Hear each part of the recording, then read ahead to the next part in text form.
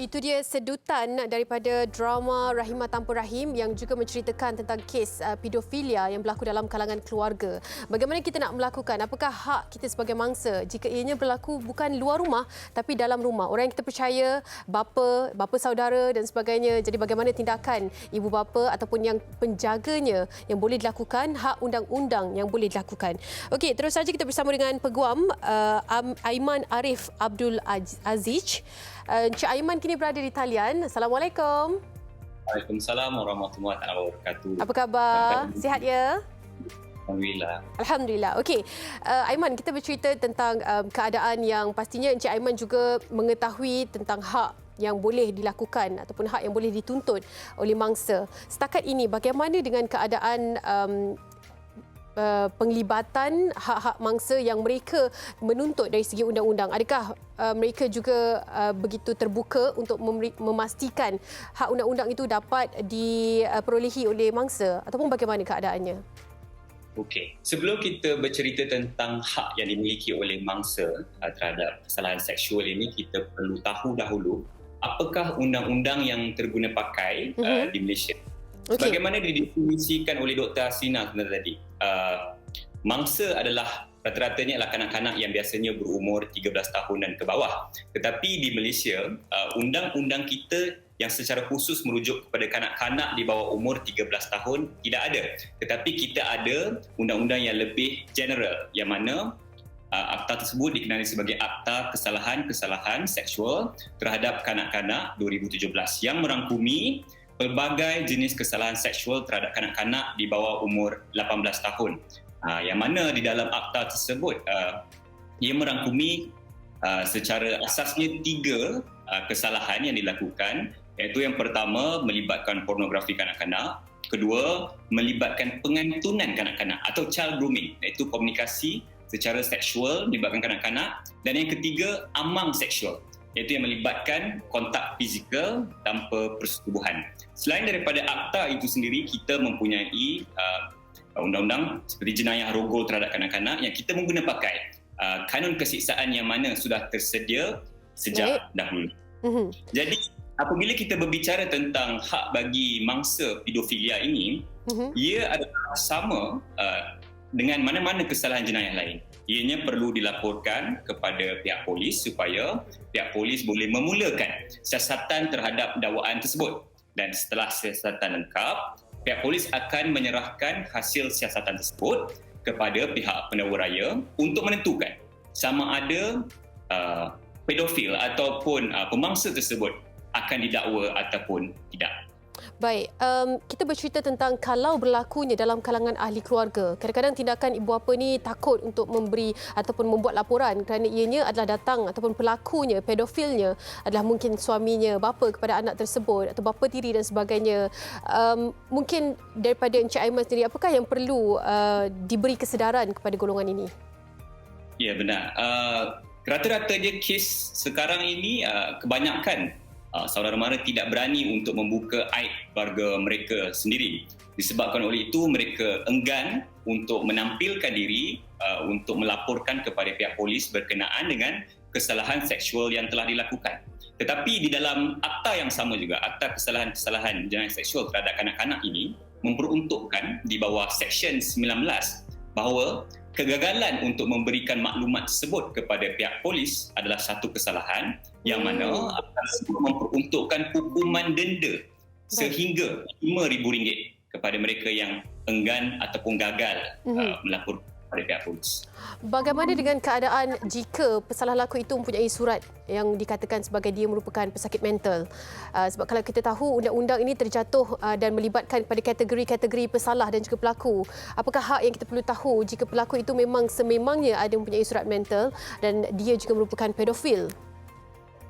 Baik, masalah mental merupakan salah satu daripada pembelaan di mahkamah buat orang kena tuduh atau OPT. Tetapi perkara yang paling penting sekali adalah kita perlu memulakan tindakan tersebut supaya dengan membuat laporan polis dan kemudiannya perkara itu akan ditentukan oleh mahkamah yang mana hakim akan membuat penilaian secara keseluruhannya sama ada untuk mensabitkan atau tidak mensabitkan orang yang didakwa sebagai pedofil ataupun pemangsa kepada kanak-kanak tersebut.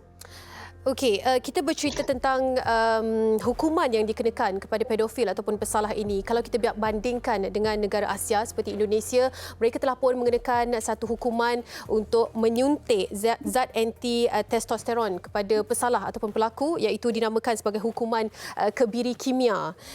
Dikatakan pemenjaraan dan juga sebatan ini tidak setimpal dengan pesalah, dengan pelaku, dengan terhadap apa yang dilakukan. Kerana mungkin kalau selesainya menjalani hukuman terbabit, mereka akan melakukan perkara yang sama apabila mereka bebas. Pandangan daripada Encik Aiman sendiri. Okey, pada pandangan saya berdasarkan kepada akta sedia ada, undang-undang sedia ada yang terpakai untuk kes-kes yang melibatkan kesalahan seksual terhadap kanak-kanak ini, kita ada undang-undang yang memperuntukkan sehingga pemenjaraan sehingga 20 tahun bersama dengan sebatan. Dan sekiranya individu tersebut merupakan golongan yang rapat, maksudnya yang mempunyai amanah, contohnya seperti ibu bapa, saudara mara, jurulatih, guru dan sebagainya, mereka akan dikenakan enhanced punishment yang mana diperuntukkan juga dalam undang-undang, di mana ia akan ditambah selama 5 tahun. Selain itu juga di dalam undang-undang juga kita akan mengenakan pengawasan terhadap seseorang yang telah dibuktikan bersalah itu selepas mereka keluar daripada penjara.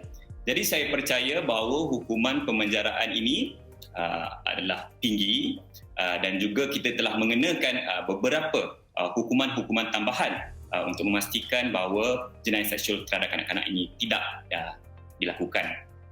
Kebanyakannya kes berlaku dalam rumah, Encik Aiman. Jadi bagaimana dari sudut pandangan Encik Aiman sendiri tindakan awal yang boleh dilakukan oleh ibu bapa ataupun ahli keluarga ataupun penjaganya untuk mengelakkan daripada anak-anak menjadi mangsa yang mungkin tidak dapat diduga siapakah yang merupakan pedofil dalam kalangan keluarga? Betul.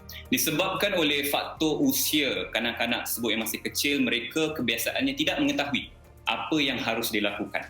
Tetapi dalam kebanyakan kes, kanak-kanak tersebut akan berkongsi dengan mana-mana, sama ada ibu bapa, saudara terdekat. Jadi orang dewasa yang mendengar berkenaannya perlu mengambil serius berkenaan dengan apa yang telah dikongsikan oleh kanak-kanak tersebut dan memberikan maklumat tersebut kepada pihak polis.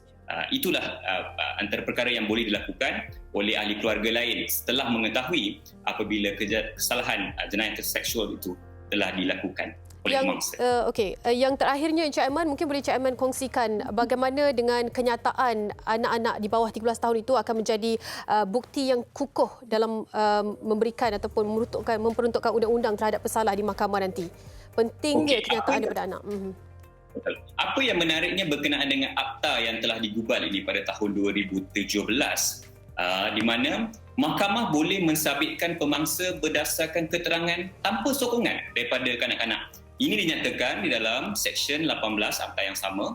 Malah dalam Seksyen 17 akta yang sama, ia memperuntukkan bahawa seorang kanak-kanak dianggap kompeten untuk memberikan keterangan ataupun bukti di mahkamah. Ini berbeza dengan peraturan am atau general rule yang mana mahkamah tidak perlu untuk mengikut prosedur sedia ada dan boleh mensabitkan pemangsa berdasarkan keterangan tanpa sokongan. Dan kanak-kanak yang sebelum ini bukanlah saksi yang kompeten tetapi dianggap kompeten bagi kesalahan yang berkaitan dengan seksual terhadap kanak-kanak. Ia sangat berbeza dengan peraturan am undang-undang yang terguna pakai sekarang. Baik. Terima kasih Encik Aiman di atas penjelasan dan juga pengetahuan yang diberikan kepada kami bersama dengan penonton Malaysia hari ini. Encik Aiman Arif Abdul Aziz. Jaga diri. Assalamualaikum. Waalaikumsalam warahmatullahi. Itu dia sedikit penjelasan daripada Peguam Aiman berkaitan dengan apakah hak undang-undang yang boleh dituntut oleh mangsa dan bagaimana untuk mengelakkan diri. Dan sekarang ini juga kerajaan telah pun mengambil inisiatif untuk mempercepatkan kes-kes gangguan seksual dengan mewujudkan mahkamah seksual jenayah kanak-kanak pada tahun 2017. Jadi jangan risau, ada hak, ada tuntutan yang boleh dilakukan, jadi lebih bersifat terbuka. Itu yang dimahukan dalam kalangan keluarga, insya-Allah.